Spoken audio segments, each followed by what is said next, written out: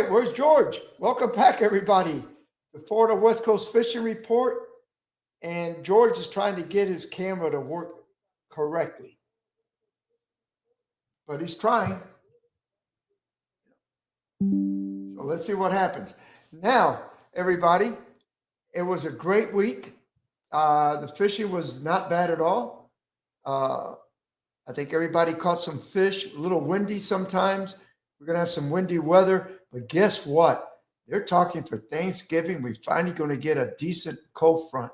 Drop that temperature down maybe 10, 15, 20 degrees, maybe in the 40s. Whoa, that gets me excited. That means we can really start doing some really good fishing. Plus, a change in the weather kind of gets you going. It's like by the end of the winter, you're ready for a little bit of the summer, the spring. Well, right now, I'm ready for fall. I'm ready for some cold weather. Watch things happen, watch the water get cleaned up. And it's just exciting to me. But let's see, we got Ken.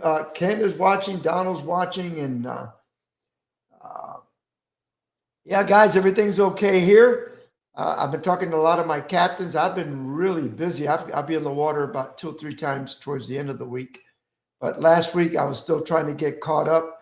A lot of things were going on in my life here around the house. And plus, as everybody will let you into a little secret, starting January 1st, we'll have another show on YouTube and Waypoint and all that. It's going to be called Captain Sergio's Fishing Chronicles.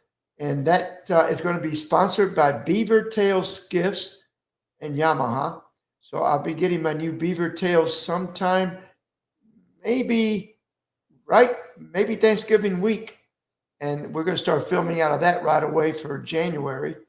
We were supposed to do some filming with it back for the Hurricanes with some of the captains that have beaver tails, but it just so happened that they got gone. But anyway, George he's back. It's mad at you. You did something to it. Did you drop it or something?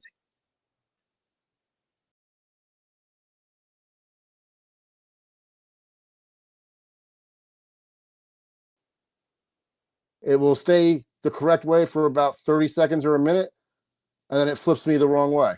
Uh-oh. So right now I got the phone up and down, and it's staying, but then I'm getting a view like you see now, like this. Oh, but it's all right. Hey, It's the best you look a lot slimmer. right? One advantage. Let me move the dog bowl out of the way. Oh, God. But yes, as I was saying, looking forward to that. Of course, we're putting some pretty good shows out with Fishing Adventures Florida on YouTube and all the other channels. And actually, there's one. If you remember, we had the Tampa Marine Tuning over here on our live podcast a while back. Well, we did a video with Jesse. He's their technical guy, the real smart guy, the computer guy on it. And he really did a great job explaining it, showing you everything. So look for that video in the next week or so on our YouTube channel, on both channels, on both Fishing Adventures Florida and Captain Sergio's Fishing Chronicles. So you'll be able to see it on both channels. In Georgia, we've got some cold weather coming. I'm excited. Yeah, I don't know. Can't move too much. You're in a real tight. Yeah, right. There we go. Right there. Yeah, I think I'm looking forward to changing the weather.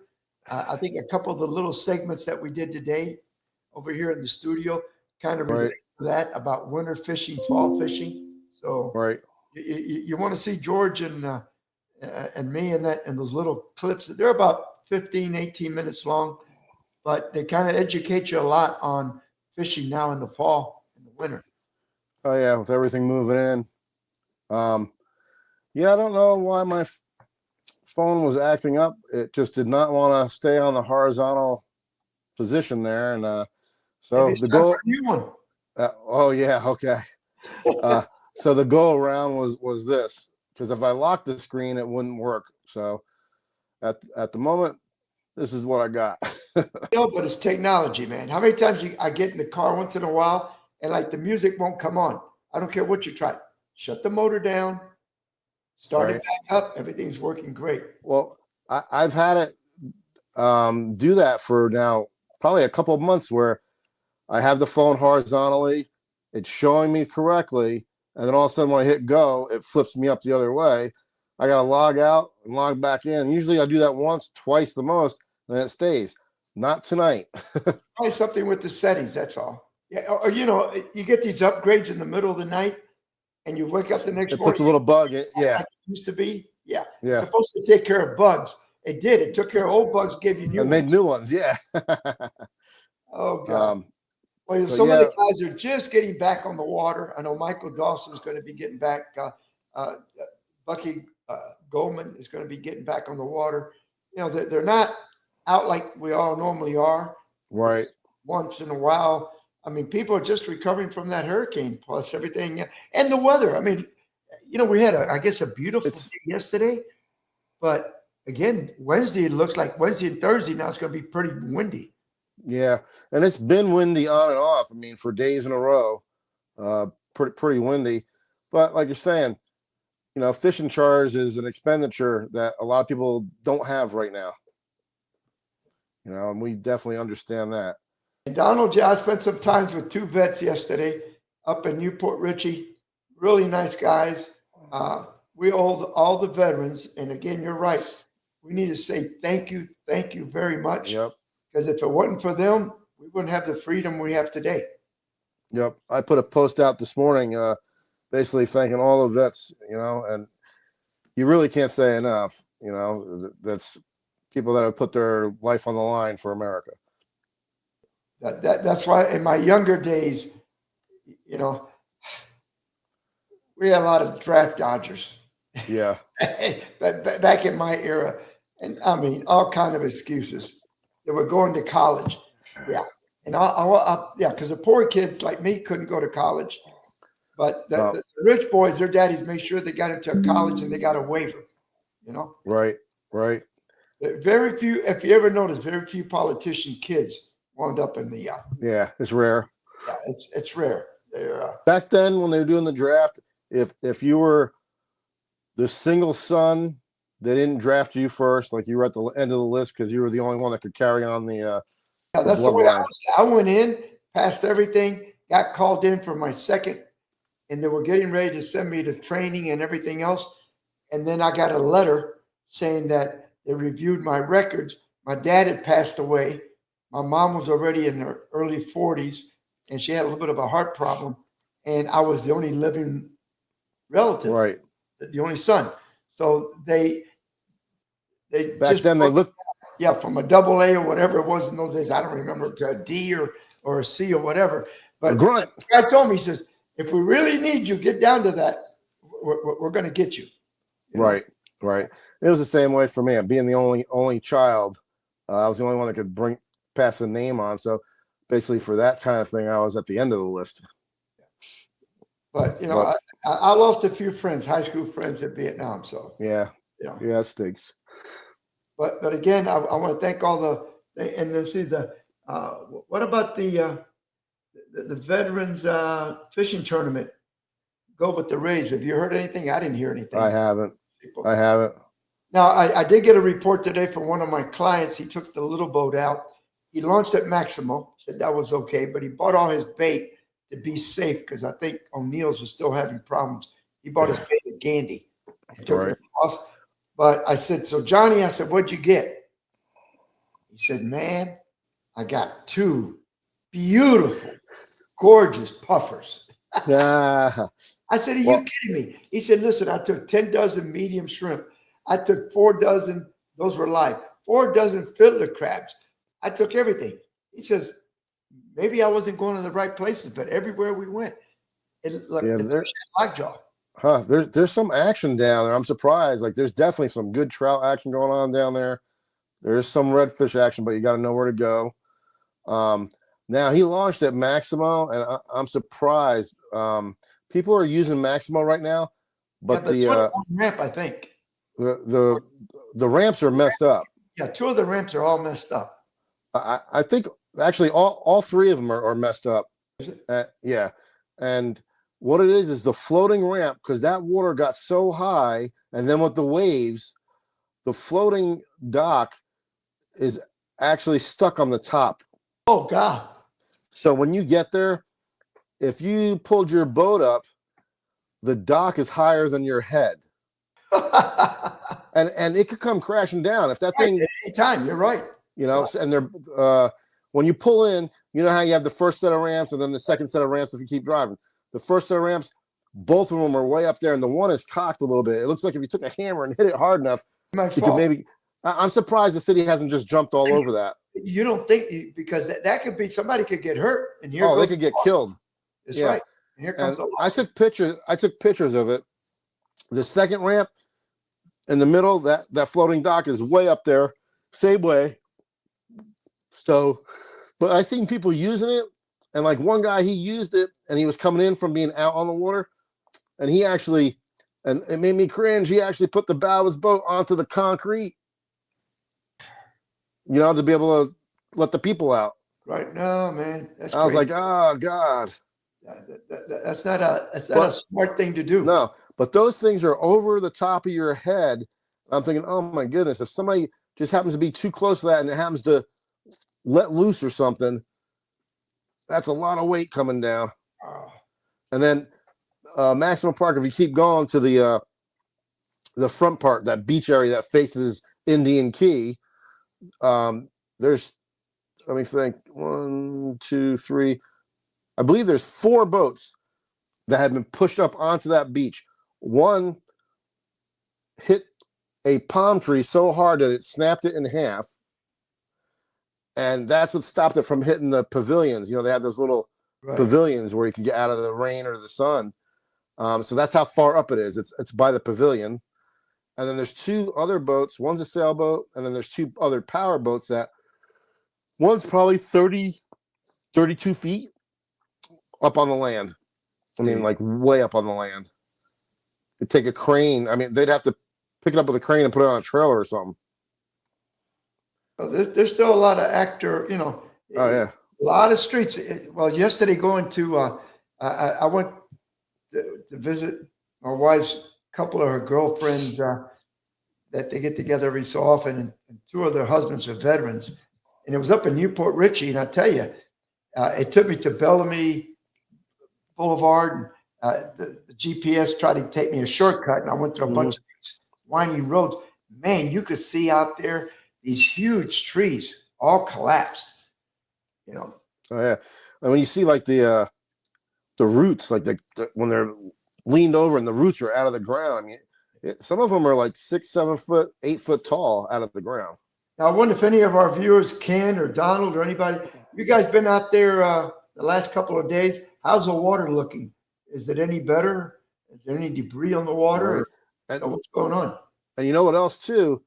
If we could get some reports of what boat ramps are actually still in good shape and functioning, because right now, Gandy, you better be careful. You could scratch the heck out of right, you right now. right. Gandy's in bad shape, the bumpers. Yeah, you can use it, but it's in bad shape. To me, Maximo, that's just really scary looking right now, because like I'm saying, they're not in any condition. They have signs up saying do not use, and people are using them.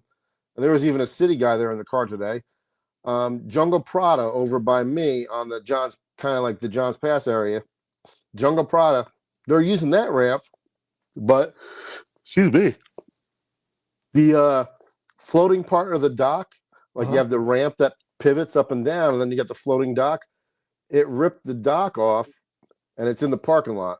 Oh, so geez. the floating part of the dock, I think now they've actually pushed it onto the grass, but it was in the parking lot. So all you have is the tall part. So people are actually jumping down into their boats like from that. It's dangerous. And then Bay Pines boat ramp, I went past there a few days ago, and it's still closed. So there's a lot of ramps that are down right now.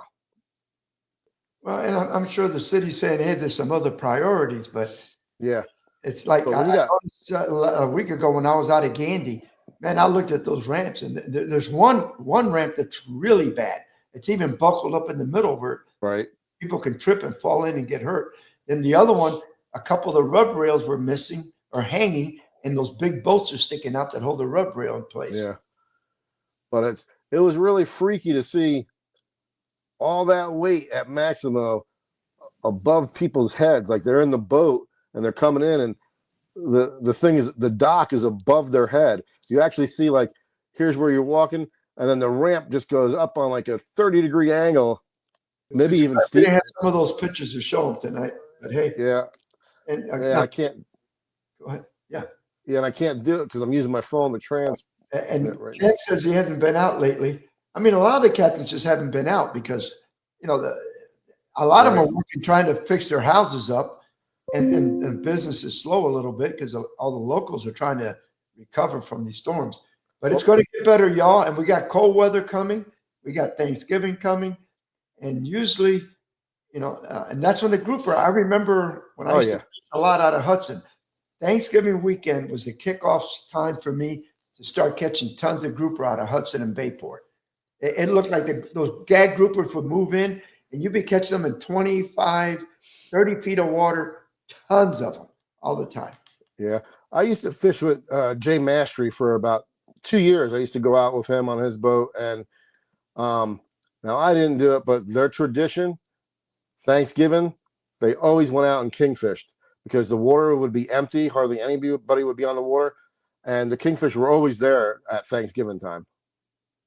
Hey, it's been warm enough that they should be there. Yeah, let's ask Hulta. If I sign out real quick and I send like 2 pictures of the docks, can we get it on the air tonight? Or is that too much?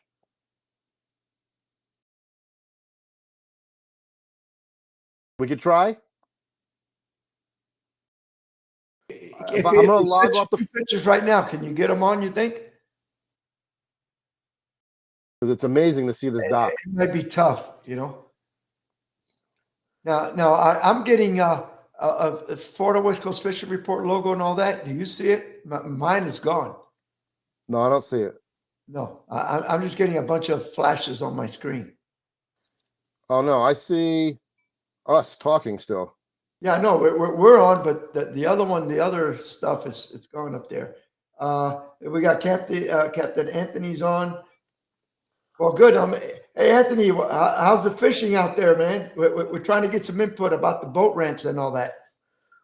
Yeah, how is I know Chris Park. I know they're using that, but how is that boat ramp? Did it survive the hurricane pretty good? Well, we'll find out. You know, because that's normally where he goes out of. Now, George, have you noticed already gasoline prices are starting to come down? A little bit. My house is some areas is under $3. And you know what else? Already I've seen some of the stocks and the cryptocurrencies are going up. Oh yeah. You're going to see everything. Hopefully we're going to be in the right direction. Thank God. Anthony says that Chris Park is good to go and the bite is good. Yeah. Right. That's all I've been hearing from people. The bite is good right now. Like I said, I know that with Johnny, he's not a very good fisherman. So I've been there in a bunch of fish and never got a bite. You know? Yeah, because I know some areas down there where he was that you could go to and probably catch 30 trout with no problem. And I'll tell you what, I'm gonna just for the heck of it. Did you get it on live bait or shrimp or what? Let us know what you caught those snook and those redfish on, just out of curiosity. You know, I'm gonna log out, send the 2 pictures. I'll log right back in. If we can get them on there, great. If not, that's all right. I'll be right back. We'll see some pictures of those ramps. You know, yeah, unbelievable. That's what I mean. Here we got Jim Pace. A lot of my captains, I tell you, they Eddie Caldwell was out the other day. I think I forgot what day it was. I think last Friday. He was out, and they got some snook and some redfish around Wheaton Island, but he had to work hard for it. I mean, it's not that easy to get, guys. It's getting tougher and tougher, but I think some cold weather will change everything. Let's see, William Thompson. Last weekend, I went out to Placida. 2 hours, caught 13 slot-sized reds and 2 small ones. Yeah, this is the time of the year that you can get lucky, even around the ship's channel, fishing for grouper on the bottom or the artificial reefs off the beaches, that you can hit a pod of the breeding redfish. Of course, you can't keep them, but I remember you can get into redfish that are 40 something inches long. They're the big breathers. They're coming in closer to shore now just to be able to start their spawn. And I remember, God, when I used to fish a lot offshore, Hudson Bayport, right after Thanksgiving on, how many times you'd be out there catching grouper, and all of a sudden, just everybody's rod would bend at the same time, and you could feel it was a different pull because the redfish, they nose you in a different way. And we all would bring up 40, 42-inch redfish, sometimes 44, huge redfish. We never gave it any thought in those days because nobody wanted a redfish, but it was fun to catch. And now, I don't see that much anymore because I don't fish offshore, but very little. But you will catch some of those and some big snook in the artificial reefs in Tampa Bay, especially like the Apollo Beach Reef, the one by Egmont. Some of those, you can get some big redfish, big snook on those reefs now in the winter months because you got deep water, you got warm water. Oh, and there it goes again, George. Oh, there you go. Turn it, turn it, turn it, turn it, turn it. Yep, didn't help you any. Now we're having fun here today. We got a 29-inch gag today. Beautiful. That's what I like to see. But now the gags are still closed. Yeah, aren't they? Yeah, gags are closed. Are they? I can't keep track of the federal stuff. Fish offshore. Real.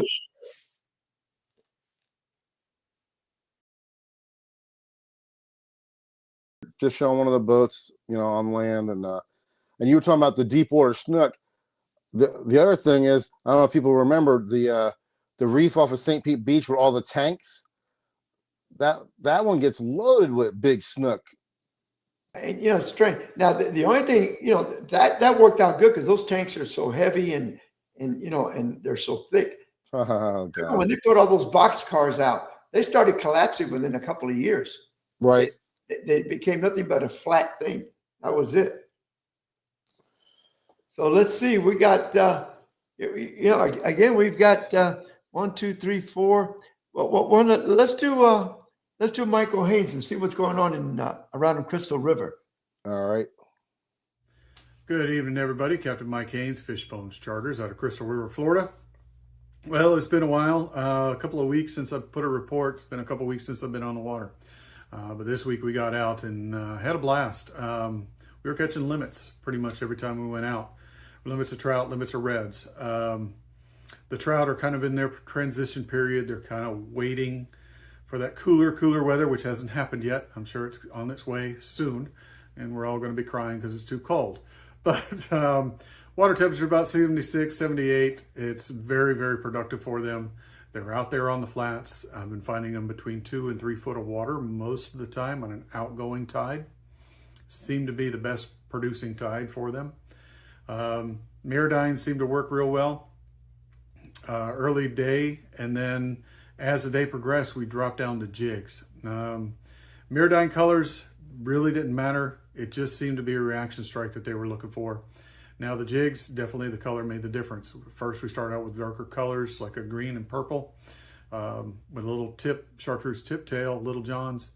And we got a few fish, but just wasn't really there.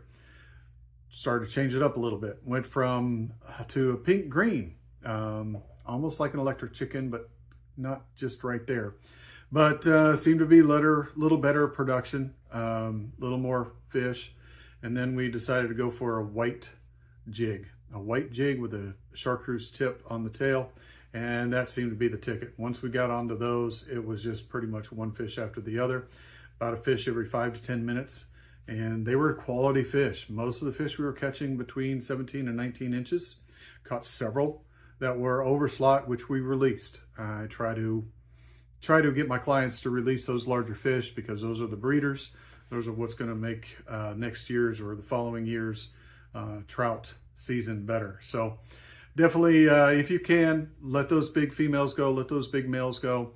Those guys are in their 5 to 6 year in growth, and they're our breeders, and they do us well. So if you get a chance, keep the ones you need, let go of the big ones. Be mindful and respectful of our natural resources. Anyway, redfish, definitely everywhere, from mid slots, 19s, 20s to 26, 27.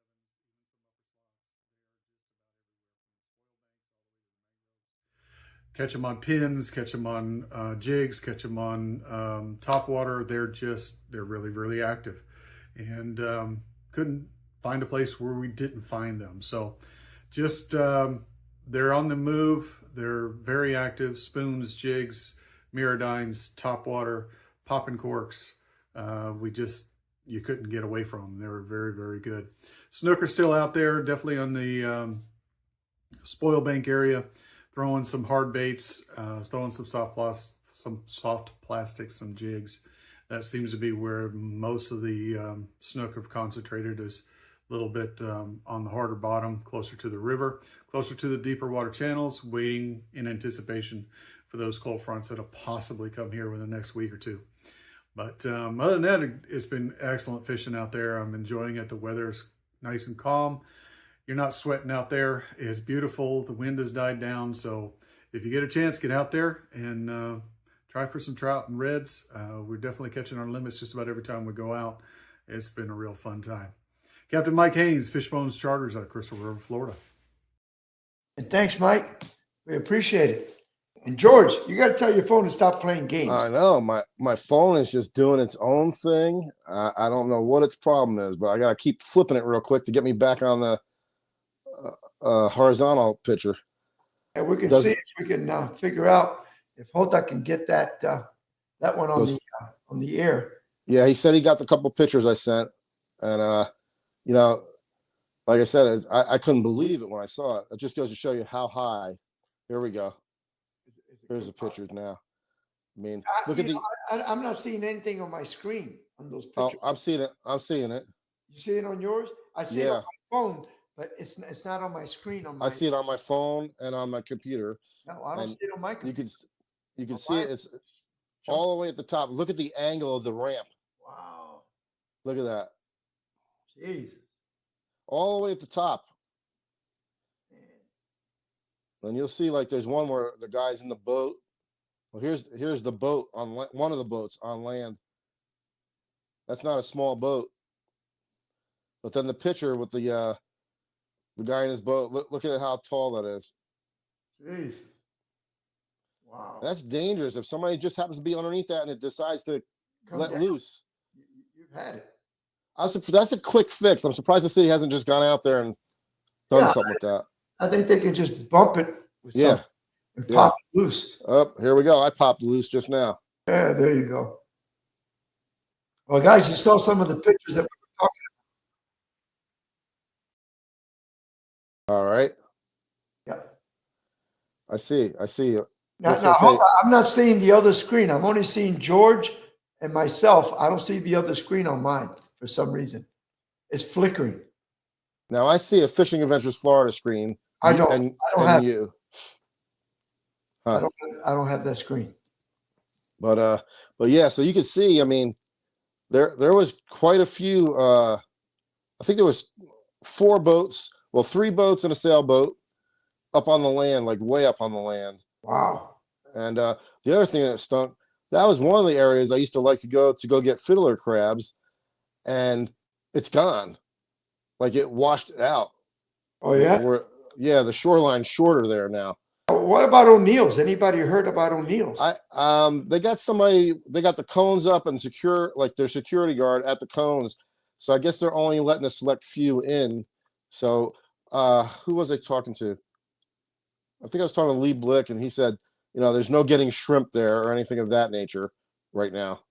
Okay, so only the guys that are keeping their boats there. Yeah, I would imagine. Get in and out so they can do their charters and stuff. Well, that would make sense.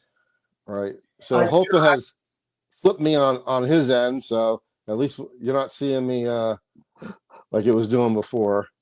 I picked up this little thing when I was down there at Pine Island not too long ago, and I was just reading this stuff, and I was amazed at some of the information on Lee County.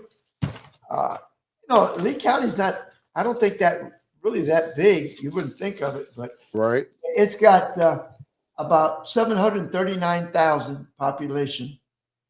But listen to this: 65,698 is how many fishing licenses are sold in the area.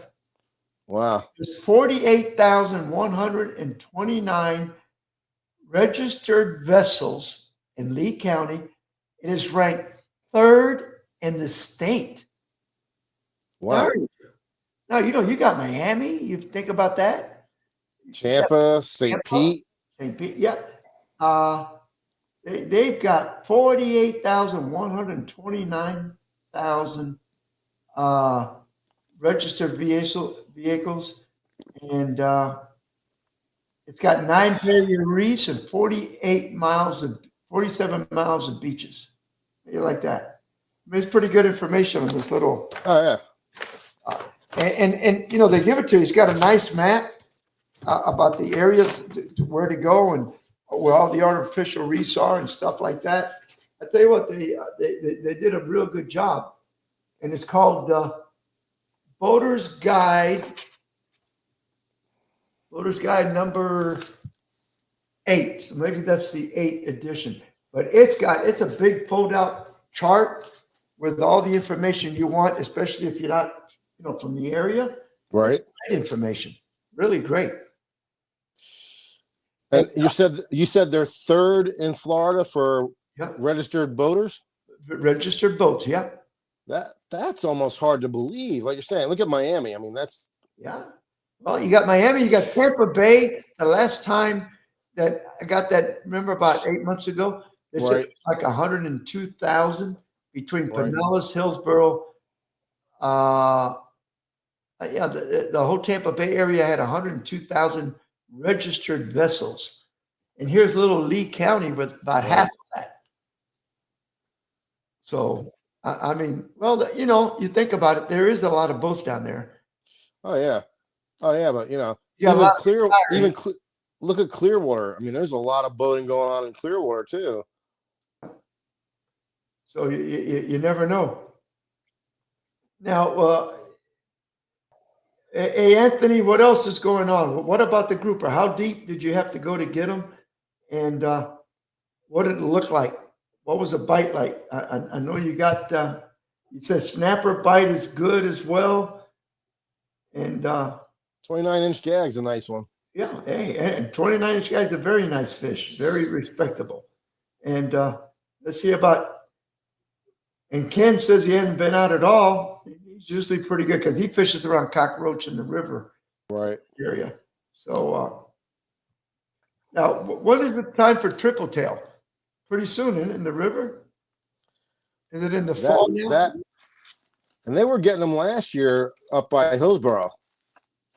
Because the Hillsborough River last year produced a lot of big triple tails. Yeah. A lot of them, believe it or not. Yeah. And I don't know, when you look at those now, those have really white flaky meat, but when you look at them, tell me that doesn't look like a prehistoric fish. And they're just ugly looking, but Right. believe it or not, I've never eaten a triple tail. I got it never in my life that I know of. Right.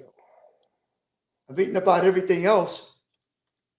Even one time when we forgot all the food at home, we were around Boca Grande when I was a little kid. We were spending the weekend and we caught a bunch of pinfish and we ate pinfish. It wasn't the best tasting fish around, I can tell you that. But hey, the little campsite, it was food, Right. But I understand the triple tail is very, very good to eat. Yeah. This year we only had a 2-week season, in the second half of the year, towards the end of the year, we only had a 2-week season for gag grouper. Yeah, it was short. Yeah, it was in September. We had 2 weeks. It was that was it. I mean, red snapper, they extended it a little bit. So, I just, what I don't understand is, and you don't see all the numbers, I guess, and maybe somebody that's listening can speak on this. They're talking about, a 2 week because there's not enough gags. Well, who's catching all the gags? Because Yeah. 2 weeks, the recreational guys Yeah. keep putting in a dent. Especially if it's windy out. Yeah. And so you got 2 weeks to catch them, and it happens to be 10 days of the 14. It's windy weather. You couldn't get out. How did they figure that out? Right. Now, William Thompson said last weekend he went out at a Placida by Boca, about 6 miles out on a reef, and in 2 hours caught 13 slot red and 2 small snooks, some sheepshead, mangrove snapper, all on shrimp. Yeah. So are we talking redfish or are we talking red grouper? That would be the question I have. Yeah, I would have thought it would have been redfish out there. But hey, it could be. You never know. You never know. I see Ken said they're no good to eat. Don't even bother. I think a lot of people would argue on that one. On the triple tail? Yeah, I hear Yeah. people say they're delicious to eat. Yeah. I mean, I figured redfish, but thank you for clearing that up. Was it redfish? Yeah, it was redfish. I kind of figured because it's that time of year, when it starts cooling off, you start getting those actually gigantic schools of redfish that start chasing all the bait around, the bait pods around offshore and near shore, And that's a phenomenal sight. I just posted a video from North Carolina, and the guy was just getting ready to pack it in on his kayak. His drone battery was almost dead. And all of a sudden he came across the biggest school I've ever seen. I've never seen one that looked like about a football field from the or more. Because I just saw that on Facebook. Yeah, I don't know. You might have seen my post, and that was unbelievable. And then if you really look at the video, you see the huge school out in front of them. But if you look behind them, there's ones down deep, and then you see them towards the end of the video where they come up, and there's even more coming at him from behind. And I'm like, oh my goodness, look at this. I could get excited over that. Yeah, it was pretty cool. And then when he threw his lure out there, and he was worried because he put his drone up because he wanted to catch this on film, and his drone was flashing saying, getting ready to die, and he still put it up. He took the chance, and luckily it paid off for him. But it was the coolest thing. When he threw his lure out there, and he had it skimming across the top, all you seen was one after another just chasing it. It was a great video. If you get some chance, go to Captain George Hastic on Facebook, and you'll see that video, and it's phenomenal. I've never seen that many. I've seen big schools. Fishing with artificials that we talk about. With live bait, you would have thrown the live bait, maybe one would have hit it. But with that artificial, when you're working it like that, because you're working it fast on the surface, yeah, you could the explosions, explosion going crazy, going after it. But literally, I've seen some big schools this time of year at like Treasure Island Reef. It's not too far out. Madeira Beach Reef. Also heading out of Egmont, maybe about 2 to 3 miles out in that area. I've seen these big schools. And sometimes you'll see big schools of redfish with sharks, ladyfish, and other stuff mixed in, all eating these bait pods at the same time. And it's unbelievable to watch. But that dwarfed. I mean, the stuff I seen was pretty big. That made mine look small. Oh my God, that was unreal. Yeah, I was like amazed by that. Well, you want to get another? I was gonna say, you want to get another report? Let's go one into the other.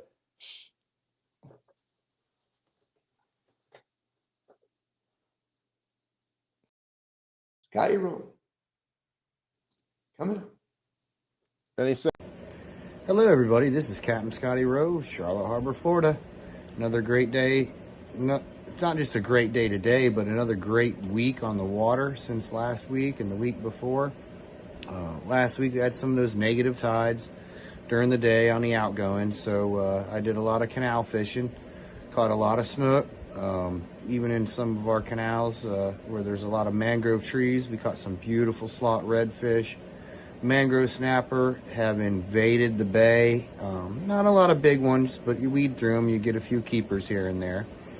definitely a big uptick in the trout bite. That has absolutely been phenomenal.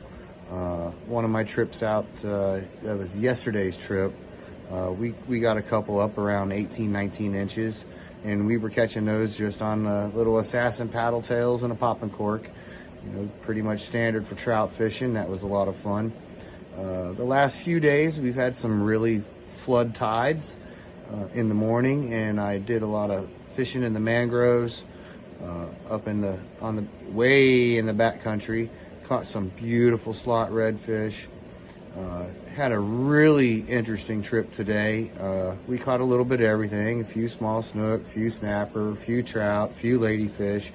And I'm coming across this flat in about 2-3 foot of water, and we saw the piranhas. And when I say piranhas, massive schools of jacks. I'm talking thousands of fish. And boy, I had a couple teenage boys on the boat, and they just wore them out and had a ball. And what else did I run to this week? Oh yeah, that's right. Last week when I was fishing some of those lower tides in some of the canals, I caught a few juvenile tarpon, shot several in the air. So Charlotte Harbor is definitely, we're having a good bite, good times down here. That's kind of my fishing report, and tight lines, everybody. Come on down and have some fun. Well, that was good. Yeah, Good, Scotty, that was a good report. Good mix of fish. Good mix of fish. Rolando that lives down there, Dr. Rodriguez, yes, a few times that he's gone out, he says, Sergio, lots of bait and pretty good snook bite, redfish. They're there. So it's good to hear that. It's good that Right.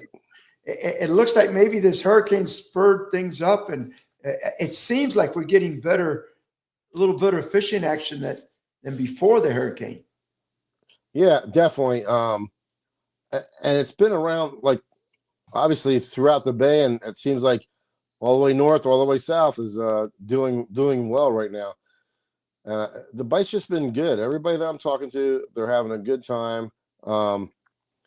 Sometimes that, I guess they had some low tides this week that hindered some of the areas they could go to. But like I said, don't be afraid to check the canals because they can hold some nice fish. Oh, definitely. And like I said, you need to be tuning into our Fishing Adventures Florida show. Yep. It's really George and I were together today with Holta, and we did about two nice shows, taking a lot of the B-roll that we had and explaining about the fishing and everything. So And the different lures and tactics, yeah. So all pertaining to this time of year right now. So I keep an eye out for those on YouTube and everything else. And George, let's get Tony Franklin. Yes. Hi, Captain Tony Franklin back with you once again for another fishing report. The report this week, the trout bite remains one of the most consistent in the bay for this week.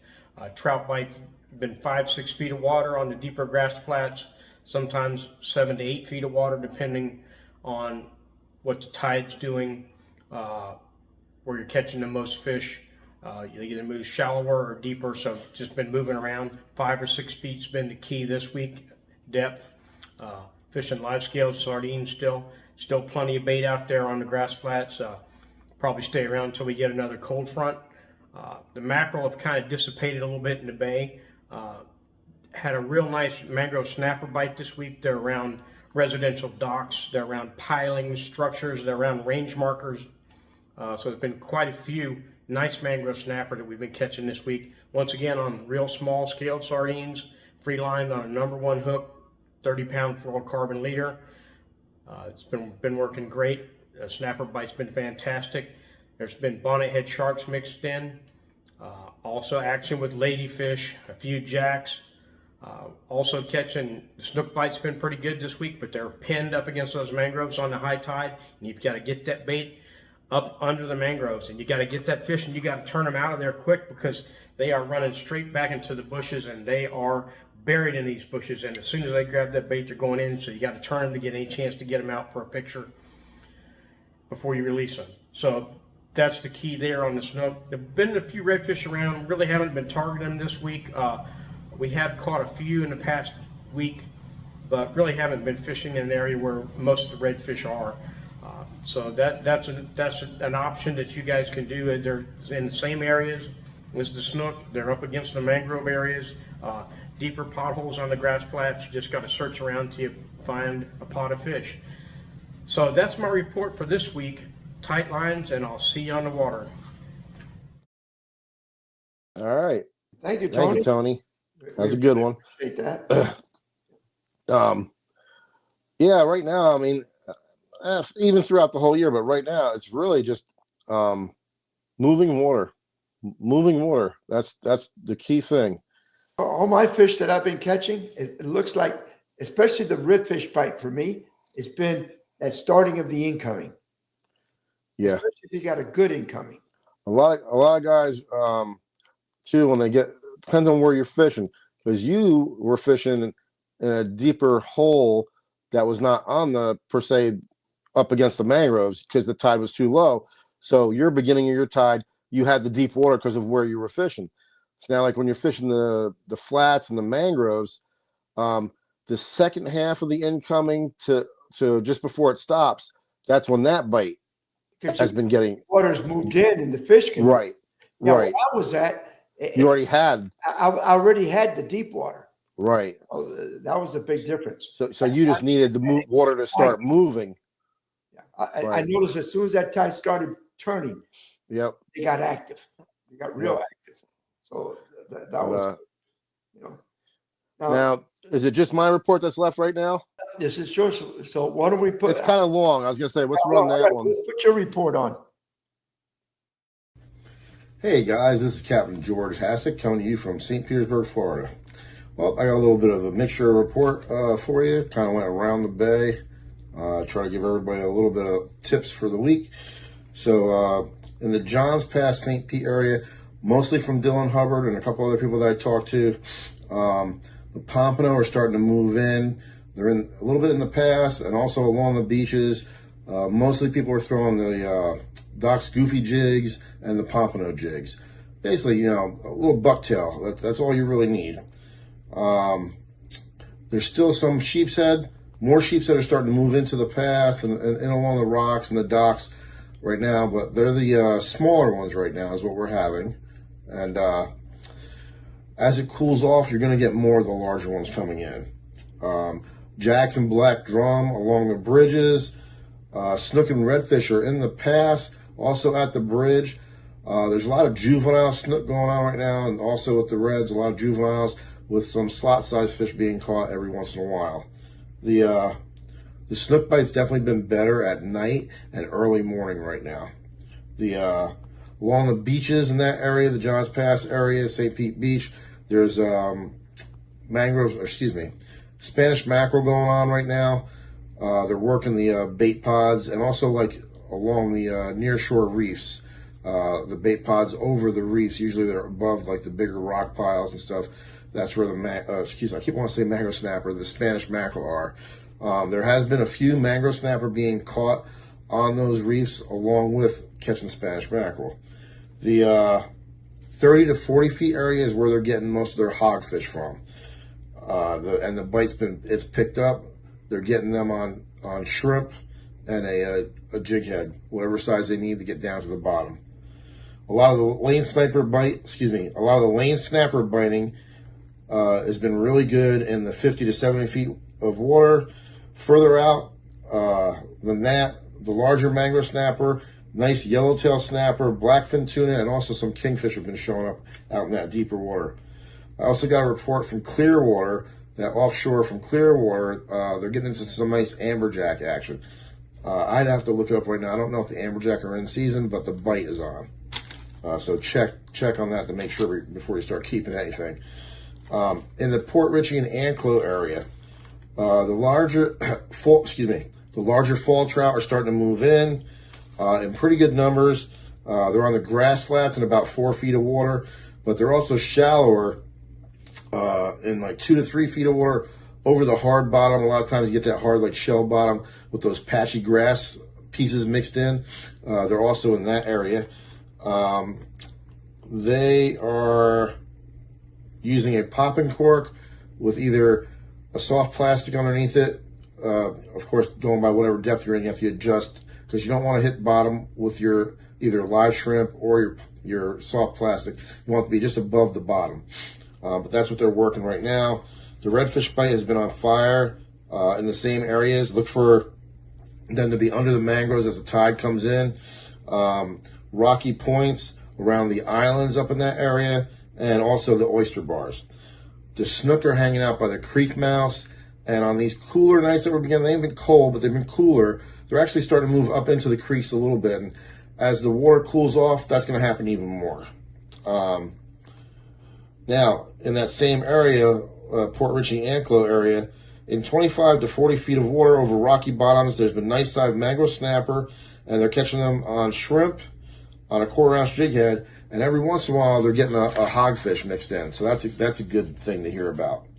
Now moving back more into our area, in the Little Cockroach area and the South Shore area, Cody Gibbons, Captain Cody Gibbons, he fishes that area.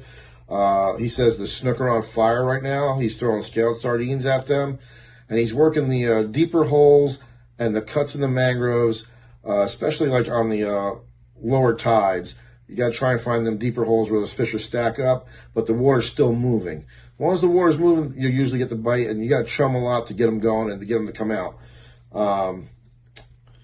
Let's see. He's also getting trout in 4 to 6 feet of water on a quarter-ounce jig head with a soft plastic. I like the little P&V. I also like the shrimp cocktail, but unfortunately I heard they're not going to be making that anymore. So the little P&V works good, and they're going to be pumping those out for a while. They just come out with a couple of new colors, so you might want to check that out online. He's also catching some undersized to just keeper-sized cobia around the buoys and some of the reefs, and I'm sure there's probably some around the bridge pylons. So, keep your eyes open for that. They'll usually be cruising just below the water. The redfish in the same Little Cockroach South Shore area, he's finding the redfish in the deeper holes. He's using a live, medium-sized shrimp, either free-lined or with just enough weight to get it down to the bottom if the current's moving it too much.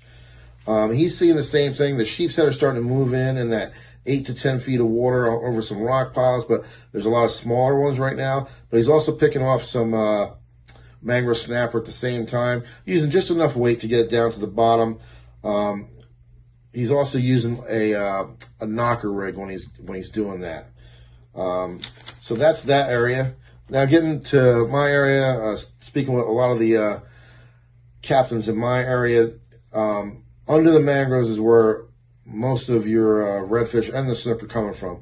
The front side of Wheaton, going up past Gandy, between Gandy and Howard Franklin, that whole tree line there is holding redfish. On the higher tides, you got to watch right now with these low tides we're getting, but on the higher tides, the second half of the incoming, when that water really starts getting up in there, those redfish and the snook are tucking underneath the mangroves. The redfish, shrimp is doing dynamite everywhere. Shrimp, South Shore, Hillsborough Bay area, up above Courtney Campbell, shrimp and pinfish, cut bait. That's really working really good. On the South Shore, they say they're still getting a lot of the redfish on the live white bait, but most of the pattern I see is cut pinfish and shrimp is what's getting the redfish right now. If you move further back into Wheaton, there's a little more snook action, so that live scaled sardines is what's getting it done. If you can get there, a lot of the time we're getting this outgoing tide, so if you can get there when the tide's pretty high and just starting to go out, that bite can be phenomenal for you, so just set up and get that white bait out there and let it drift. And I would fish with some shrimp and or cut bait at the same time because there's redfish in the same areas. All right, this has been Captain George Hastic. Have a good day.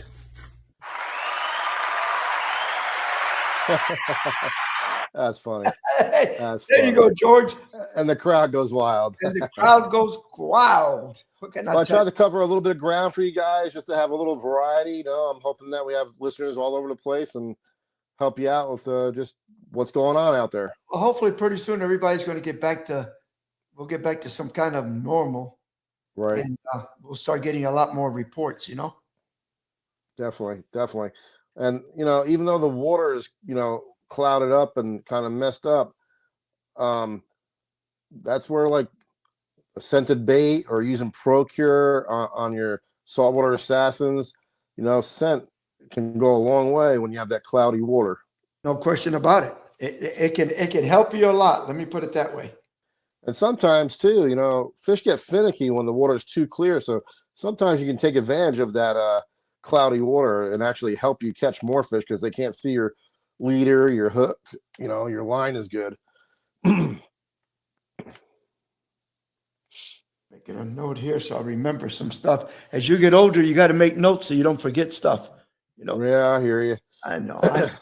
Now, what I'm hoping is that next week we are going to start getting some more guys getting out on the water. Yeah. And I really, if you're out there, you get any pictures of some of the boat ramps. I wonder how the LFI is doing, that boat ramp that was down there. How's Cockroach Bay, that ramp? We'd like to know all of that. Right. Well, Ken says he was kidding about the triple tail. Ken, the reason I know why you said that, you don't want nobody catching them. They're gonna say, "Oh, they're no good to eat," and you can eat them. Yeah, I knew you were clowning on that because everybody knows that's a real white, flaky meat, man. You can't get much whiter than that thing. But looking fish. I was gonna say it don't look pretty to eat. That's for sure. But let me tell you, tarpon aren't bad to eat. That I've never had. I can't see it. Holt is trying to show me something. It's blurry. No, I can't. It's too blurry. Yeah. What does it say? I can't. Yeah, we can't read it. It's too blurry. Just tell us the sentence. No, can't read it. Can't read it. No, real blurry. It's blurry. It's too white. Oh, that's all right. But yeah, that triple tail looks ugly as can be. That's for sure. But they look ancient. But now, if you see triple tail, they love shrimp. The rivers. They love shrimp. All these rivers are great fishing all winter long because the water is so much warmer. Yep, I think I lost Sergio's sound. Did you lose me? Well, you got me. You got like 2 minutes left. But yeah, on the triple tail, they like hanging out by the crab trap buoys. You see some floating debris out there. A lot of times the triple tail will be underneath it or alongside of it. And you just pitch a free line shrimp right next to it, and they will go nuts over it. You can sometimes get them on white bait, even a artificial lure. But boy, they rarely touch that. They really rarely turn down a shrimp. But I guess we lost Sergio's sound, but I'm going to tell you right now, we appreciate everybody that's been following and supporting and subscribing and, helping us get more subscribers. I think we got about 29,500 now. And I think the only reason it slowed down a little bit is because everybody's dealing with hurricanes and recouping right now. But I think once this gets a little bit more normalized, we're going to get back up on that pace we were on, because I'm really pleased with what's happened and can't thank everybody enough. I should say we can't thank everybody enough. And I think that's all the time we have. Thank you, everybody. I can't read what Holta. I'm from Oakland. Whoa. Best bites for your channel. Tight lines from Oklahoma. Thank you very much. I appreciate that. Thank you. We appreciate that, and we appreciate everything that's happening with the show, and it's only because of you guys out there. All right. So you guys have a good night, and hopefully have a good week. Thank you very much. And that's it for us. Take care.